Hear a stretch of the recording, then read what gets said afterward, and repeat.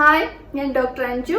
അപ്പം നമ്മൾ ഇന്ന് പറയാൻ പോകുന്നത് ഒരുപാട് സ്ത്രീകൾക്കും ആശങ്കയും ടെൻഷനും ഒക്കെ ഉണ്ടാക്കുന്ന ഒരു അവസ്ഥയാണ് ബ്രസ്റ്റ് ടെൻഡർനെസ് അല്ലെങ്കിൽ ബ്രസ്റ്റ് പെയിൻ എന്ന് പറയുന്നത്.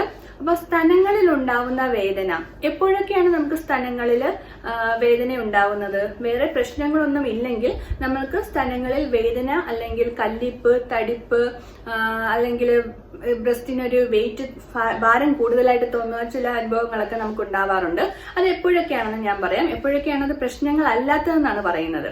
അപ്പോൾ ഒന്നാമത്തേത് നമുക്ക് പ്യൂബർട്ടി ടൈമിൽ പെൺകുട്ടികൾക്ക് ഒരു 10 വയസ്സ് കഴിയുമ്പോൾ തൊട്ട് അവരുടെ ബ്രസ്റ്റിൽ ഒരു ചെറിയ കല്ലിപ്പ് പോലെയും ചൂട് കൂടുതൽ നമ്മൾ തൊട്ട് നോക്കുമ്പോൾ അവർക്കൊരു ഒരു ഭാഗത്ത് മാത്രം ഒരു ടെമ്പറേച്ചർ കൂടുതലായിട്ടും അല്ലെങ്കിൽ വേദന കൂടുമ്പോൾ തൊടുമ്പോഴും അല്ലാത്തവർ ഓടുമ്പോഴും നടക്കുമ്പോഴും ഒക്കെ ഒരു വേദന തോന്നുക, അങ്ങനെയൊക്കെയുള്ള ഒരു കണ്ടീഷൻസ് നമ്മൾ പ്യൂബർട്ടി ടൈമിൽ ഉണ്ടാവാറുണ്ട്. അത് പ്യൂബർട്ടി ചേഞ്ചസ് ആയിട്ട് മാത്രം കണ്ടാൽ മതി, അതിന് വേറെ പ്രശ്നങ്ങളൊന്നുമില്ല.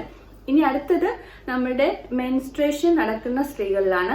ഈ മെൻസ്ട്രേഷന് മുമ്പായിട്ടും കുറച്ച് ദിവസം മുമ്പേ മെൻസ്ട്രേറ്റിംഗ് ഡേയ്സിലും, അതായത് ആർത്തവം നടന്നുകൊണ്ടിരിക്കുന്ന ദിവസങ്ങളിലുമൊക്കെ ചില സ്ത്രീകളിൽ ബ്രസ്റ്റ് ടെൻഡർനെസ്സും ബ്രസ്റ്റ് പെയിനും വരാറുണ്ട്. ചിലർക്ക് ബ്രസ്റ്റിന്റെ ഹെവിനെസ് അല്ലെങ്കിൽ കുറച്ച് വെയിറ്റ് കൂടുന്നത് പോലെയും ഒക്കെ അനുഭവപ്പെടാറുണ്ട്. ഇത് തീർത്തും ഹോർമോണലാണ്. ഹോർമോണൽ ചേഞ്ചസ്, വ്യതിയാനങ്ങൾ കൊണ്ട് നമ്മൾക്ക് ഉണ്ടാവുന്ന ഒരവസ്ഥയാണത്.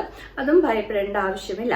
ഇനി ആർത്തവ വിരാമത്തോടനുബന്ധിച്ചും ബ്രസ്റ്റിൽ ചില ചേഞ്ചസ്, ഹോർമോണൽ ഒരു ഇൻഫ്ലുവൻസ് കൊണ്ട് ഉണ്ടാവാറുണ്ട്. അപ്പോഴും നമുക്ക് ഈ ബ്രസ്റ്റിന് വേദന, കല്ലിപ്പൊക്കെ തോന്നാറുണ്ട്.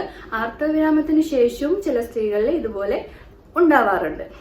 ഇനി മറ്റൊന്ന്, പാല് കൊടുക്കുന്ന അമ്മമാരിൽ, മുലപ്പാല് കൊടുക്കുന്ന അമ്മമാരിലും ഇതുപോലൊരു ബ്രസ്റ്റ് ടെൻഡർനെസ് അല്ലെങ്കിൽ വേദനയൊക്കെ കണ്ടുവരാറുണ്ട്. പ്രഗ്നൻസി ടൈമിലും നമ്മുടെ ബ്രസ്റ്റ് ഡെവലപ്മെന്റിന്റെ ഭാഗമായിട്ട്, അതായത് ബ്രസ്റ്റിൽ കുറെ ചേഞ്ചസ് ഒക്കെ ഉണ്ടാകുന്ന സമയമാണ് പ്രഗ്നൻസി. അപ്പൊ ആ സമയത്തും നമുക്ക് ബ്രസ്റ്റിലെ വേദന, കല്ലിപ്പ്, ഒരു അതിന്റെ സൈസ് കൂടുക അല്ലെങ്കിൽ അതിനൊരു അസ്വസ്ഥത തോന്നുകയൊക്കെ ഉണ്ടാവാറുണ്ട്. അതും തികച്ചും നോർമലാണ്. നമ്മൾ ഈ വേദന അല്ലെങ്കിൽ ബ്രസ്റ്റിന്റെ പെയിൻ സാരമായി കാണേണ്ടത്, അല്ലെങ്കിൽ നമ്മൾ എപ്പോഴാണ് ഒരു ഡോക്ടറെ കാണേണ്ടത് എന്നുള്ളതാണ് ഇനി പറയാൻ പോകുന്നത്. നമ്മൾ 2-3 സൈക്കിൾ കഴിഞ്ഞിട്ടും ഈ ബ്രസ്റ്റ് പെയിൻ അതുപോലെ തന്നെ പെർസിസ്റ്റ് ചെയ്യുകയാണെങ്കിൽ, ഈ വേദനയും കല്ലിപ്പും നമ്മൾക്ക് ഈ ഒരു അസ്വസ്ഥതയും ബ്രസ്റ്റിന്റെ ടെൻഡർനെസ്സും ഒക്കെ അതുപോലെ തന്നെ നിൽക്കുകയാണെങ്കിൽ നമ്മൾ അത്യാവശ്യമായ ഒരു ഗൈനക്കോളജിസ്റ്റിനെ കണ്ടിട്ട് വേണ്ട ട്രീറ്റ്മെന്റ് എടുക്കുകയും അതിനുള്ള സ്കാനിങ് പോലുള്ള കാര്യങ്ങളൊക്കെ ചെയ്യേണ്ടതുമാണ്.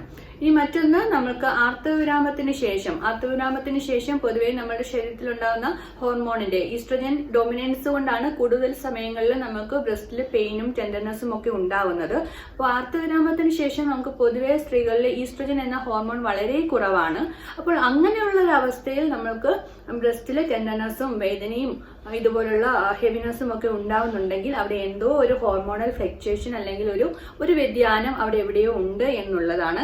അപ്പോൾ അങ്ങനെയുള്ള അവസരങ്ങളിലും ആർത്തവവിരാമത്തിന് ശേഷവും, അതായത് മെനോപോസിന് ശേഷവും നമ്മുടെ ബ്രസ്റ്റിന് ടെൻഡർനെസ്സും ഇതുപോലെ ഹെവിനെസ്സും പെയിനും ഒക്കെ പെർസിസ്റ്റ് ചെയ്യുന്നുണ്ട് എന്നുണ്ടെങ്കിൽ നമ്മൾ അത്യാവശ്യമായിട്ട് ഒരു ഗൈനക്കോളജിസ്റ്റിനെ കണ്ടിട്ട് വേണ്ട പരിശോധനകൾ നടത്തേണ്ടതാണ്.